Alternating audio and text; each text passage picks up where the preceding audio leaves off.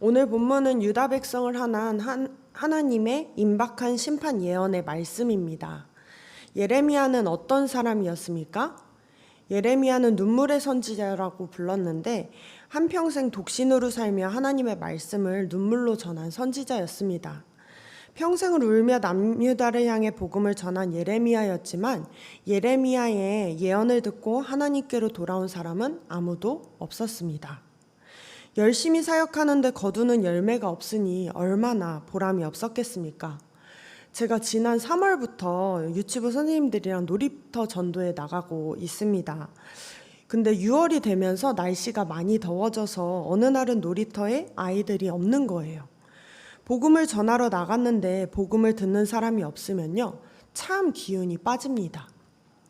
그런데 날씨가 아무리 더워도 복음을 듣고 싶다고 애들이 20명가량 나올 때가 있습니다.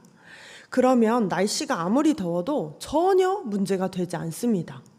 왜냐하면 보람차게 복음을 전하고 돌아올 수 있기 때문입니다. 하물며 하루에 1시간 복음을 전하는 것도 기운이 빠지고 보람이 됐다가 안 됐다가 하는데 한평생을 복음을 전했으나 아무도 예언의 말씀을 듣지 않았던 예레미야의 마음은 어땠겠습니까? 절망적이었겠죠. 예레미야는 오히려 평생 동안 이스라엘 왕들과 제사장들 그리고 백성들에게 민족의 반역자라고 조롱과 모욕을 받으며 살았습니다. 그럼에도 끝까지 하나님 말씀을 전하기를 포기하지 않았고 울며 복음 전하기를 계속했습니다. 그럼 그의 인생이 얼마나 슬프고 힘들었겠습니까? 오늘 본문에서도 예레미야 선지자의 슬픔이 그대로 담겨 있습니다. 19절 제가 읽겠습니다. 슬프고 아프다. 내 마음속이 아프고 내 마음이 답답하여 잠잠할 수 없으니 이는 나의 심령이 나팔소리와 전쟁의 경보를 들음이로다. 슬프고 아프다는 원문으로 보면 내 창자여 내 창자여 라는 뜻입니다. 이것은 사람이 너무 고통스러울 때 하는 표현으로 바꿔 말하면 내 창자가 너무나도 아프다 라는 말로 바꿔 말할 수 있습니다. 예레미야는 이렇게 슬퍼하는 까닭이 무엇입니까? 나팔 소리와 전쟁의 경보를 들었기 때문입니다. 하나님께서 유다 백성에게 회개를 촉구했지만 그들은 회개하지 않았고 결국 하나님께서는 바벨론을 통해 예루살렘을 멸망시키려 하셨기 때문입니다. 하지만 유다 백성들은 하나님의 계획을 알지 못했습니다. 왜냐하면 예레미야의 말을 듣지 않았기 때문입니다. 그들은 여전히 우상 섬기기를 좋아했고 죄를 짓는데 지혜를 사용했습니다. 그렇다고 해서 그들이 하나님을 믿지 않았던 것은 아닙니다. 그들의 문제는 많은 신 중에 한 분으로 하나님을 여기며 하나님을 섬겼다는 것입니다. 그때 당시에 해와 달과 강과 나무와 피와 이러한 것들을 신으로 모셨는데 하나님을 그 외에 또 다른 신으로 섬겼던 것입니다. 그런데 하나님이 많은 신 중에 한 분, 그냥 그런 한 분의 신이십니까? 아니시죠. 하나님은 많은 신 중에 계신 그저 그런 분, 그저 그런 신이 아니라 우리가 믿는 하나님은 유일하게 찬양받기에 합당하신 한 분 하나님이심을 믿으시길 바랍니다. 선지자였던 예레미야는 이스라엘 백성 중 한 사람이었지만 하나님의 말씀을 대언하는 사람이었습니다. 백성의 입장에서 하나님의 예언을 성취를 앞서 보고 그 예언을 먼저 경험했던 사람이었죠. 그래서 예레미야는 이토록 슬퍼하고 아파했던 것입니다. 앞으로 닥칠 전쟁과 재난의 현실이 예레미야에게는 너무나도 뚜렷하게 보였기 때문입니다.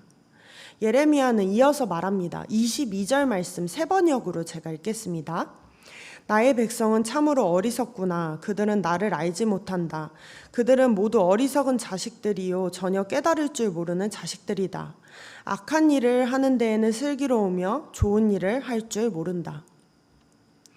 하나님께서 기뻐하시는 일에는 관심이 없고 망해가는 것에만 밝았다는 것입니다. 그래서 그 결과로 어떤 일이 일어납니까? 23절에서 27절 말씀 제가 한 절 여러분이 한 절 읽겠습니다. 보라 내가 땅을 본즉 혼돈하고 공허하며 하늘에는 빛이 없으며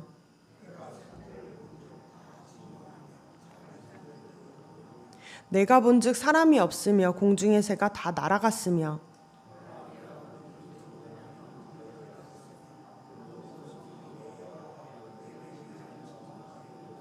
함께 읽겠습니다.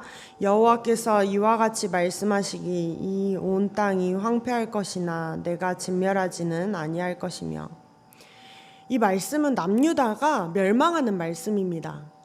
땅은 혼돈하고 하늘에는 빛이 없을 것이고 산도 진동하고 거리에는 사람이 없고 공중에는 새들도 없다는 말씀이죠.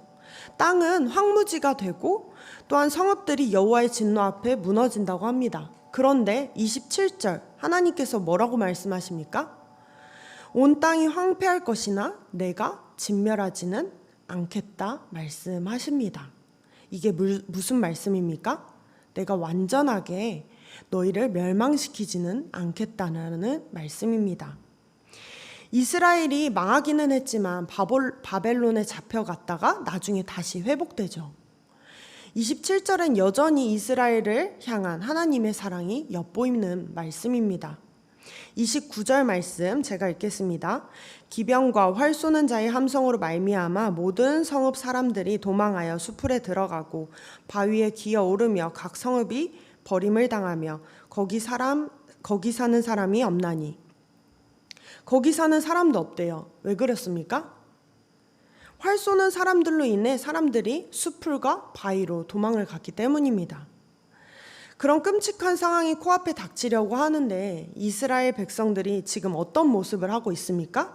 30절 말씀 함께 읽겠습니다. 멸망을 당한 자여 내가 어떻게 하려느냐. 내가 붉은 옷을 입고 금장식으로 단장하고 눈을 그려 꾸밀지라도 내가 화장한 것이 헛된 일이라. 연인들이 너를 멸시하여 내 생명을 찾으니라. 아멘. 붉은 옷을 입고 금장식으로 단장을 하고 화장을 하고 있습니다. 예레미야는 이 모든 것들이 헛된 일이라고 말합니다. 너를 사랑했던 사람들이 너의 생명을 찾을 것이라 말합니다. 이게 무슨 말씀입니까? 유다를 좋아했던 사람들. 유다를 좋아했던 사람들이 유다 백성들을 죽일 것이라는 말씀입니다. 유다를 사랑했던 사람들이 누굽니까? 유다가 좋아했던 사람들? 그동안 그들이 살 길이라 생각했던 주변의 강대국들을 말합니다. 이제는 그들이 유다를 치려고 몰려온다는 말입니다. 전쟁이 목전에 다가왔습니다. 하나님의 멸망은 이미 정해져 있죠. 비록 그 가운데 회복이 정해져 있어도 그 회복은 유다 가운데서 대다수의 사람이 경험할 수 있는 것은 아니었습니다. 태반이 죽거나 포로로 끌려가죠. 멸망은 이미 정해져 있습니다. 그럼에도 유다와 예루살렘 주민들은 30절처럼 여전히 멸망하지 않을 것처럼 행동합니다. 여전히 하나님께서 가증히 여기시는 우상숭배를 일삼고 계속 살고 있다는 말씀입니다. 돌아오라고 하는 하나님의 말씀을 그저 가볍게 여겼습니다. 마치 우상숭배를 하고 주변 강대국들에게 잘 보이는 것이 그들이 살 수 있는 방법인 양 아양을 떨고 있었다는 것입니다. 우리는 여기서 몇 가지 깨달을 수 있습니다. 첫째, 우리의 살 길이 어디에 있는지 분명히 알아야 합니다. 유다 백성들이 여전히 우상숭배를 했던 이유가 무엇입니까? 강대국들의 신들을 섬기면서 외교적으로 탈출을 모색했던 것이었습니다. 그들과 외교적으로 잘 보이고 친하게 지내면 싸울 일이 없으니까요. 그게 합리적이라고 생각했던 것이죠. 그런데 이스라엘 백성들의 문제가 무엇이었습니까? 그 이방신들과 하나님을 겸하여 섬겼다는 것이 문제였습니다. 그래도 되는 줄 알고 계속 살았다는 것이죠. 우리는 어떻습니까? 주일에 교회에 나오고 주중에 세상에서 어떻게든 살아남으려고 발버둥 치지 않습니까? 재물을 얻기 위하여, 권력을 얻기 위하여, 명예를 얻기 위하여 애를 쓰며 살고 있지 않습니까? 그것이 마치 내가 살 수 있는 길인 양 말이죠. 그런데 하나님은 그것을 기뻐하지 않으신다 말씀하십니다. 그게 악한 일이라고 말씀하십니다. 우리가 살 길이라고 하나님이 한 분만이 우리의 살 길이라고 고백을 하면 하나님으로부터 살아가야 합니다. 그것을 헷갈리면 멸망이 눈앞에 다가온지도 모른 채 죽어가는 유다와 같은 꼴이 될 수밖에 없다는 말씀입니다. 두 번째, 그럼에도 불구하고 하나님의 진노하심은 우리를 완전히 멸망시키지 않는다는 것입니다. 이것을 기억하시기 바랍니다. 하나님께서는 돌이키지 않겠다 작정하셨으나 하나님은 여전히 우리의 회개를 기다리고 계십니다. 우리가 하나님 바라보기를 기다리고 계십니다. 하나님은 우리가 우리의 입술로 죄악을 고백하고 우리의 죄를 제하여 버리고 우리가 하나님께로 돌아오길 기다리신다는 것을 이 예언 가운데도 실마리로 두고 계십니다. 하나님은 늘 우리의 살 길을 예비해 두고 계신다는 말씀이죠. 요한복음 3장 16절에서 17절 말씀 함께 읽겠습니다. 하나님이 세상을 이처럼 사랑하사 독생자를 주셨으니 이는 그를 믿는 자마다 멸망하지 않고 영생을 얻게 하려 하심이라. 하나님이 그 아들을 세상에 보내신 것은 세상을 심판하려 아니요 그로 말미암아 세상이 구원을 받게 하려 하심이라. 세상을 심판하려 하시는 것이 아니라 아들을 통하여 세상을 구원시키시려는 것. 하나님의 의도는 심판이 아니라 구원임을 믿으시길 바랍니다.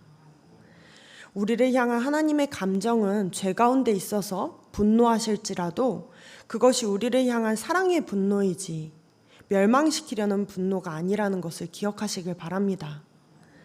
만약 우리가 죄 가운데 있다면 하나님의 사랑의 품으로 돌아와 계속 살아가야 하지 않겠습니까? 우리 삶 가운데 있는 우상 숭배들을 제하여 버리고 하나님의 백성으로 거듭나야 되지 않겠습니까? 말씀을 정리하겠습니다. 주님의 한량없는 은혜로 인하여 새로운 생명을 얻은 사람은 하나님으로 말미암아 살아가야 합니다. 그러라고 다시 생명을 주신 것입니다. 다시 죽으라고 우리에게 새 생명을 주신 게 아닙니다. 하나님의 그 크신 사랑으로 인하여 예수 그리스도의 십자가 사랑으로 새 생명을 얻었다 고백하는 성도님이 계시다면 이제는 하나님께서 우리에게 원하시는 대로 우리의 삶 속에 있는 우상들을 제하여 버리고 하나님의 백성으로 살아가시길 바랍니다. 기도하시겠습니다.